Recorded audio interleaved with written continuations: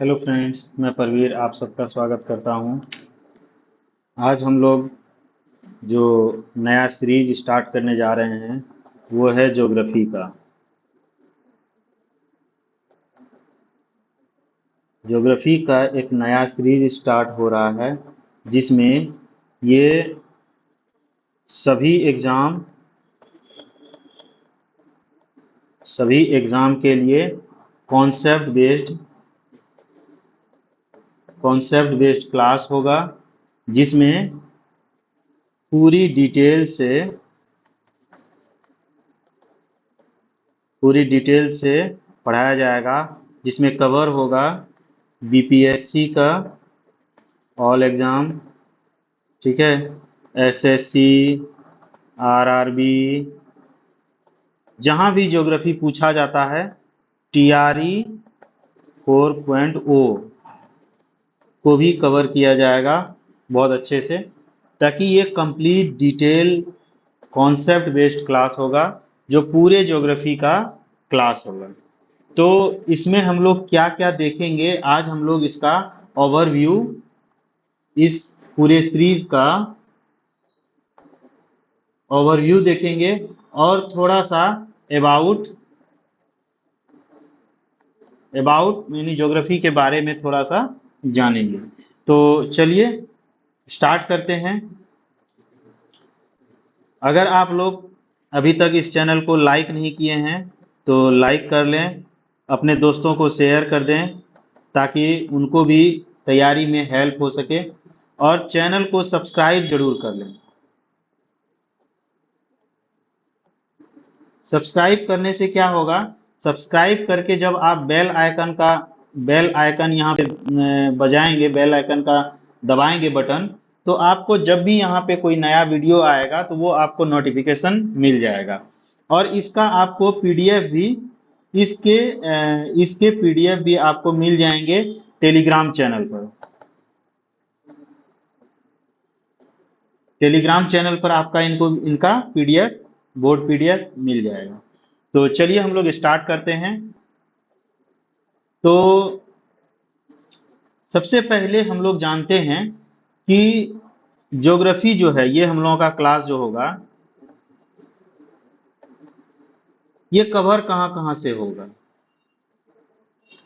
सबसे पहले देखिए,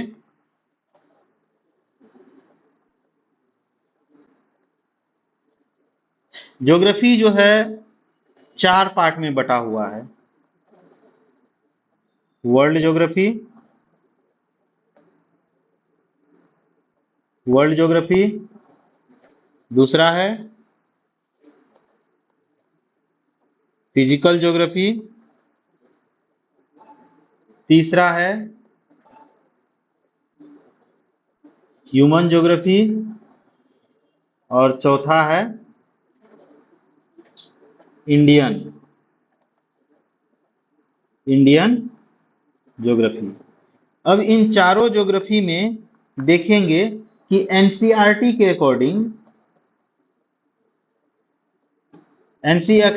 अकॉर्डिंग 6th क्लास से लेकर 12th क्लास तक कौन कौन सा चैप्टर किस किस क्लास में है।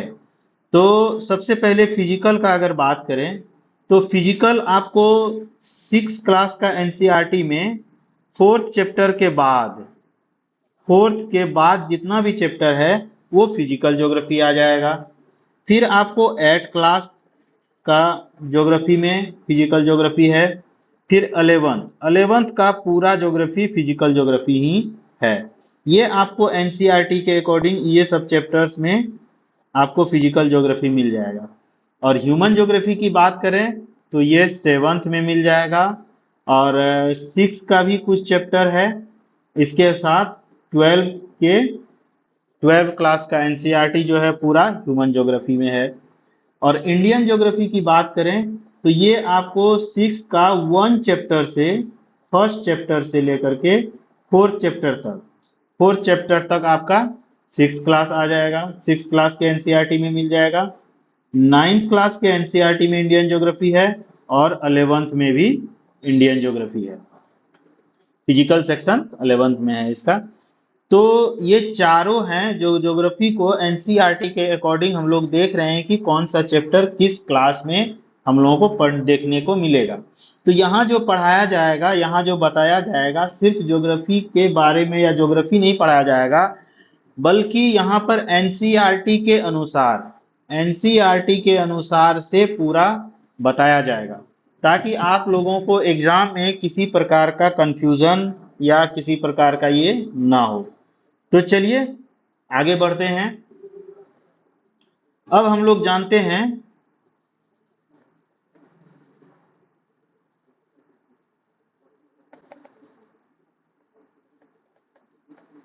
ज्योग्राफी जो है GEOGRAPhy।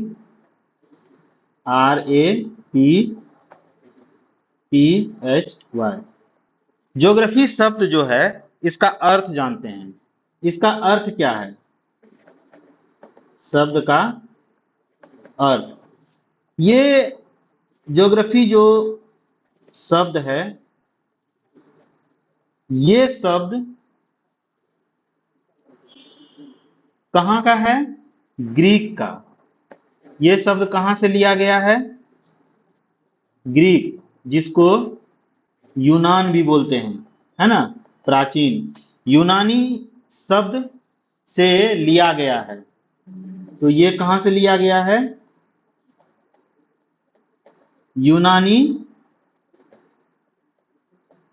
शब्द से लिए हैं ज्योग्राफी, और इसी का, यही ज्योग्राफी का हिंदी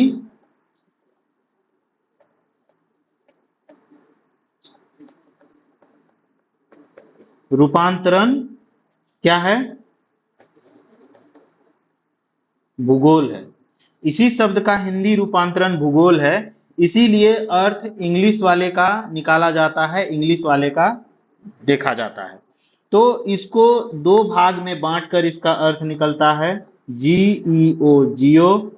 और ये जो यूनानी शब्द से लिया गया है, ये ज्योग्राफी शब्द नहीं था, ये था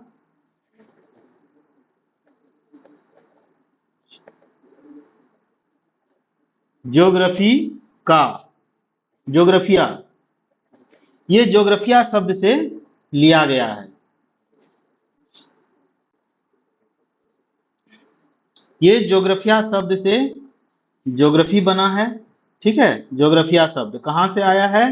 ग्रीक से, यूनान से।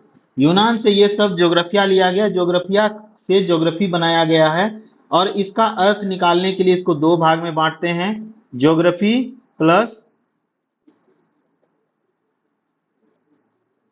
ज्योग्राफिया बोल सकते हैं, या जियो प्लस ग्राफिया बोल सकते हैं। जियो अलग हो जाएगा, ग्राफिया अलग हो जाएगा, या ग्राफी, है ना, जियो प्लस ग्राफी या जियो प्लस ग्राफिया। अब जियो प्लस ग्राफी क्या है? जियो का अर्थ होता है, जियो का मीनिंग होता है अर्थ या पृथ्वी, और या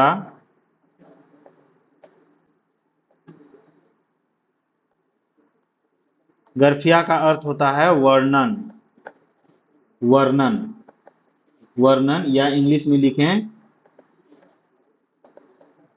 डिस्क्राइब।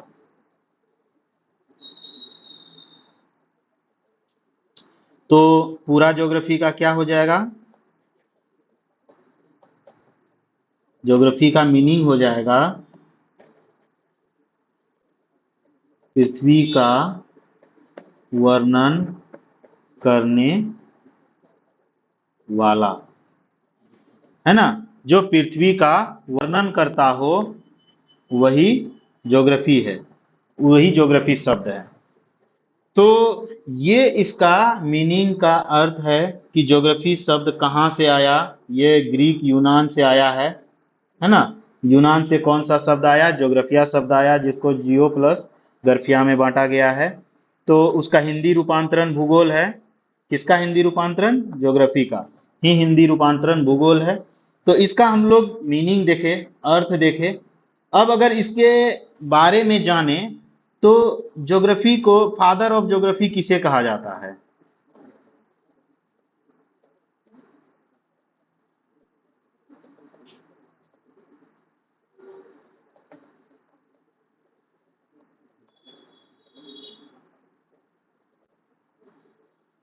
फादर ऑफ ज्योग्राफी किसे कहा जाता है? बेसिक रूप से समझें तो यानी ज्योग्राफी का जनक किसे कहा जाता है, तो इसका मुख्य योगदान जो है, इसका फादर ऑफ ज्योग्राफी के बारे में अगर देखें तो मुख्य योगदान एक प्राचीन प्राचीन ग्रीक का, ग्रीक यानी यूनान, यूनानी भूगोलवेत्ता को, यूनानी वैज्ञानिक है, यूनानी वैज्ञानिक को माना जाता है, माना जाता है, जिसका नाम क्या है? इरेस्टोथनीज।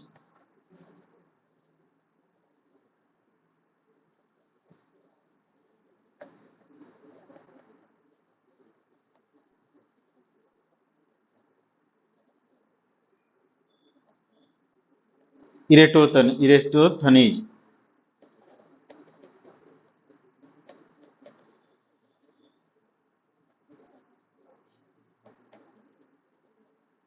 इसको जो प्राचीन ग्रीक यानी यूनानी वैज्ञानिक है, उन्हीं को माना जाता है फादर ऑफ ज्योग्राफी यानी ज्योग्राफी के जनक। ठीक है, जनक या पिता, पिता। और वो कौन है? तो यूनानी है, और वो, उनका नाम क्या है? Eratosthenes, Eratosthenes. अब इरेटोस्थनीज क्यों माना जाता है? ये जो है लगभग सबसे पहले की, सबसे पहले पहले 276 ईसा पूर्व के आसपास, 276 ईसा पूर्व के आसपास ये ज्योग्राफी नाम दिया था।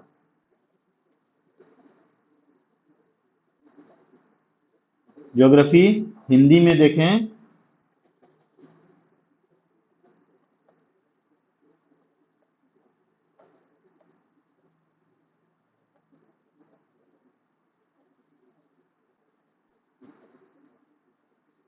जियोग्राफी, ये नाम सबसे पहले इन्हीं ने यही दिए थे, इरेस्टोथनीज दिए थे, जिस वजह से इनको भूगोल का पिता माना जाता है। ये शब्द का प्रयोग सबसे पहले, ज्योग्राफी शब्द का प्रयोग सबसे पहले इरेस्टोथनीज ने ही किया था। ठीक है, और इसी वजह से, इसी नाम की वजह से भूगोल एक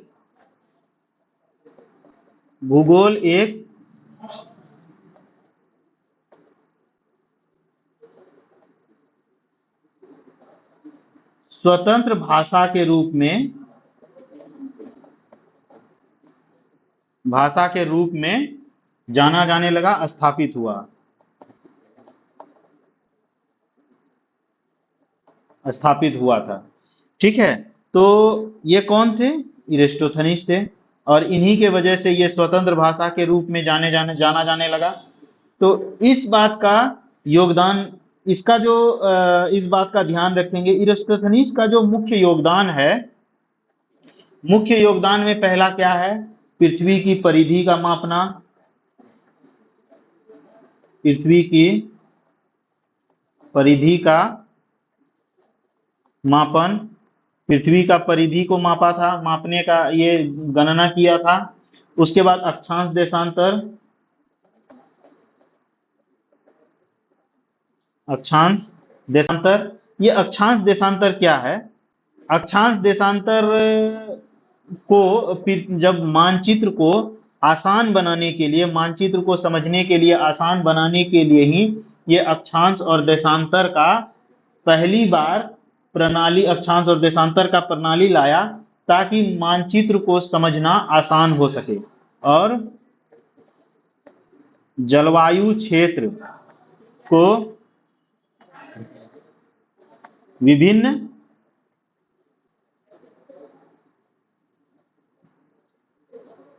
क्षेत्रों में बांटा था।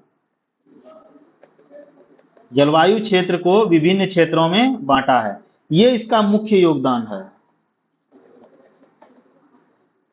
योगदान है इस फील्ड में। तो ये हम लोग समझ गए कि फादर ऑफ ज्योग्राफी कौन है, वो कहाँ के हैं, यूनान के हैं, और क्या है, इरेटोस्थनीज है। ये 276 ईसा पूर्व के समय में के आसपास सबसे पहले ज्योग्राफी का नाम दिया था, जिस वजह से इनको फादर ऑफ ज्योग्राफी माना जाता है। इन्हीं के वजह से भूगोल को स्वतंत्र रूप में स्थापित हुआ है। और इसका मुख्य योगदान क्या क्या था, पृथ्वी की परिधि का मापन, अक्षांश देशांतर, मैप को समझने के लिए, मानचित्र को आसान बनाने के लिए इन्होंने अक्षांश और देशांतर का प्रयोग किया, इस प्रणाली का विकसित किया, और जलवायु क्षेत्र को विभिन्न क्षेत्रों में बांटा था। तो ये इनका मुख्य योगदान है, इन्हीं के वजह से इनको फादर ऑफ ज्योग्राफी के रूप में माना जाता है, जाना जाता है। इसके बाद हम लोग देखेंगे अगर, तो ज्योग्राफी का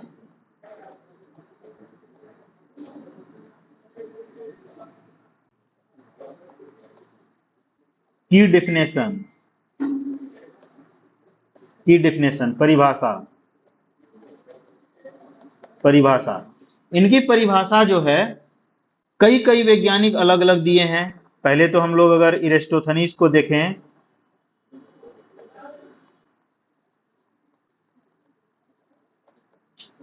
इरेटोस्थनीज का देखें तो इनके अनुसार से अलग इनका परिभाषा दिया गया है। और भी नाम सुनेंगे हम लोग, जैसे एस्ट्रेबो है, ठीक है, एस्ट्रोबो इनके अनुसार से अलग है। और एक वैज्ञानिक हैं रिचर्ड हडसन,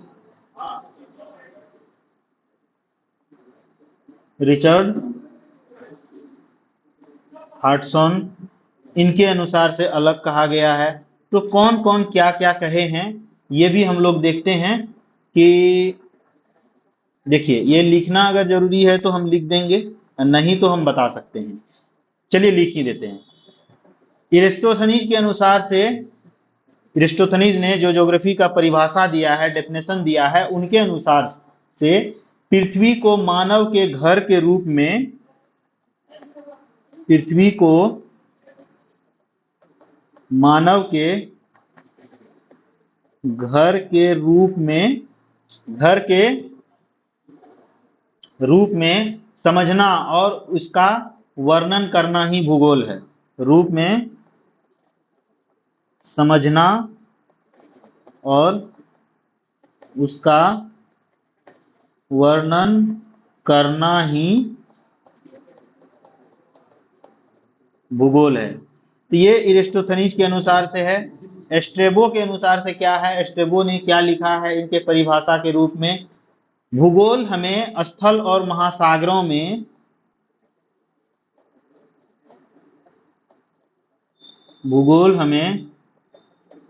स्थल और महासागरों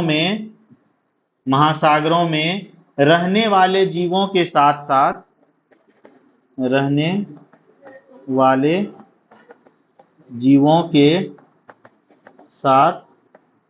साथ इस पृथ्वी के लक्षणों को समझने वाली विज्ञान है। साथ साथ इस पृथ्वी के लक्षणों को समझने वाली विज्ञान है, इसको समझने वाली विज्ञान कहा है। और अगर रिचर्ड हाडसन के अनुसार से देखें तो भूगोल का उद्देश्य पृथ्वी की क्षेत्रीय विभिन्नता, भूगोल का उद्देश्य पृथ्वी की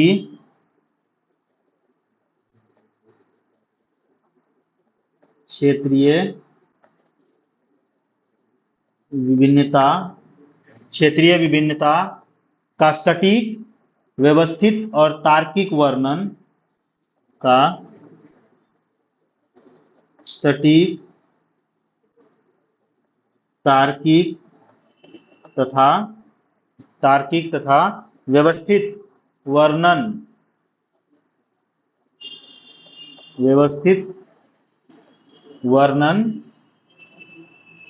और व्याख्या करना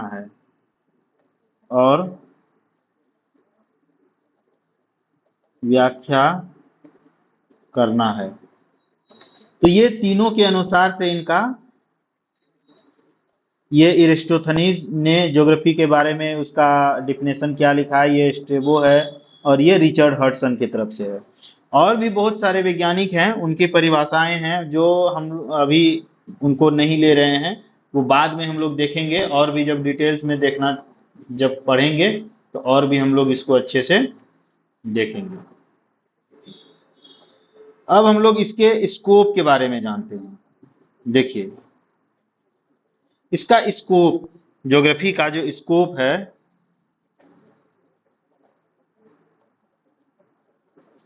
स्कोप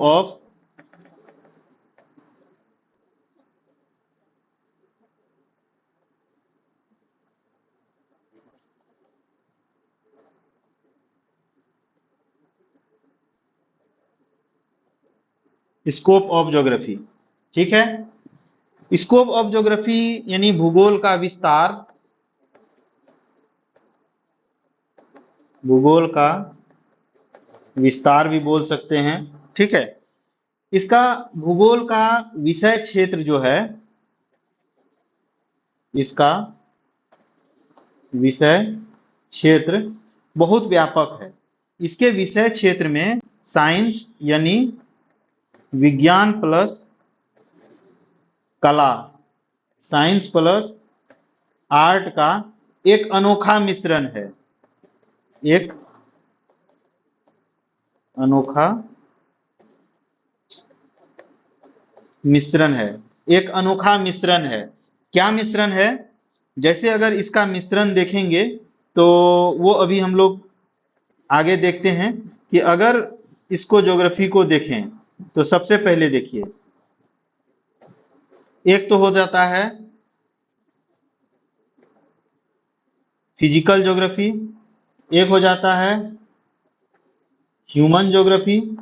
और फिजिकल ज्योग्राफी और ह्यूमन ज्योग्राफी को अगर विस्तार से देखेंगे तो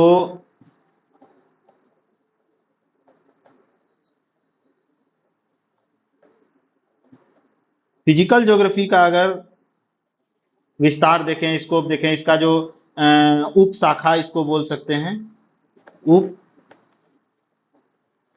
उप शाखाएं देखेंगे तो ये ऐसे है जो विज्ञान, साइंस के बहुत सब्जेक्ट और आर्ट्स के सब्जेक्ट को मिला करके इन सभी ज्योग्राफी के सभी उप शाखाओं को बनाया गया है, जो बहुत अनोखा मिश्रण है, बहुत अनोखा, एक अजीब प्रकार का बोल सकते हैं। पहला देखिए, इसमें है जियोमॉर्फोलॉजी,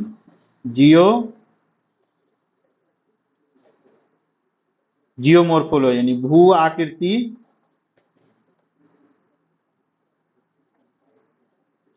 आकृति विज्ञान, ठीक है। दूसरा अगर देखें तो यह है क्लाइमेटोलॉजी,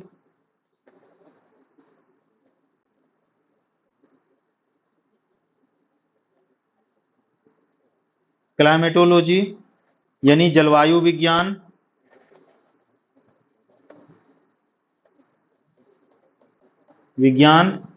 तीसरा अगर इसका देखें ओशियनोग्राफी,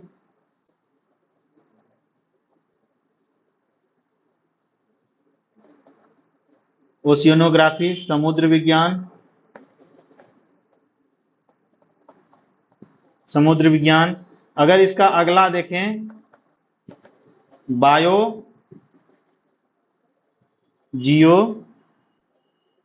बायोजियोग्राफी यानी जैव विज्ञान, जैव विज्ञान। अब आप लोग देख रहे हैं यहाँ भूआकृति विज्ञान, जलवायु, क्लाइमेट को इसमें जोड़ करके क्लाइमेटोलॉजी बनाया गया है। समुद्र और विज्ञान को जोड़कर ओशियनोग्राफी बनाया गया है। जैव विज्ञान हो गया। यानी ये जो हैं एक प्रकार से सीधी सीधी अगर भाषा में कहें तो विज्ञान और आर्ट्स का एक मिश्रण है, अनोखा मिश्रण है, जो इस आधार पे इसका ये शाखाएं बनाया गया है, जिससे क्लियर पता चल रहा है कि ये दोनों को मिलाकर ये ज्योग्राफी के उप शाखाएं बने हैं और जो बहुत अनोखा है। इसी तरह से अगर ह्यूमन का देखें, ह्यूमन ज्योग्राफी का अगर देखें तो इसमें देखिए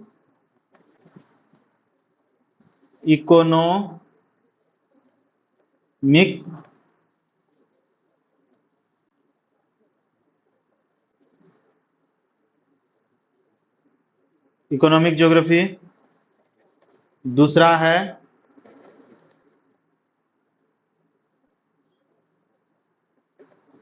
पॉपुलेशन ज्योग्राफी, देखिए तीसरा है पॉलिटिकल ज्योग्राफी, चौथा आप देख सकते हैं सोशल ज्योग्राफी, सामाजिक भूगोल,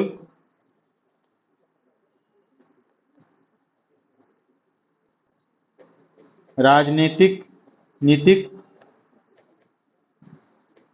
भूगोल, है ना, जनसंख्या भूगोल, आर्थिक भूगोल। इसी तरह से आपको आ जाएगा इंडस्ट्रीज, ठीक है, एग्रीकल्चर भी आ जाएगा,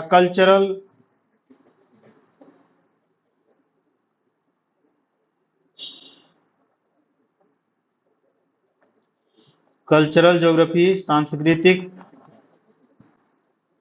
सांस्कृतिक भूगोल। इस तरह से अलग अलग सब उप शाखाओं में बांटा गया है, जो विज्ञान और कला का एक अनोखा मिश्रण है। तो हम लोग इन सभी को विस्तार से देखेंगे और कुछ भी पॉइंट नहीं छोड़ेंगे इस टॉपिक में, इस सीरीज में, जिसमें पूरे डिटेल के साथ हम लोग पढ़ाई करेंगे और सब कुछ इसमें कवर करेंगे। सब कुछ, लगभग सब कुछ कवर होगा। जो पूरी कोर्स, ये सीरीज नहीं होगा, ये पूरा एक कोर्स हो जाएगा।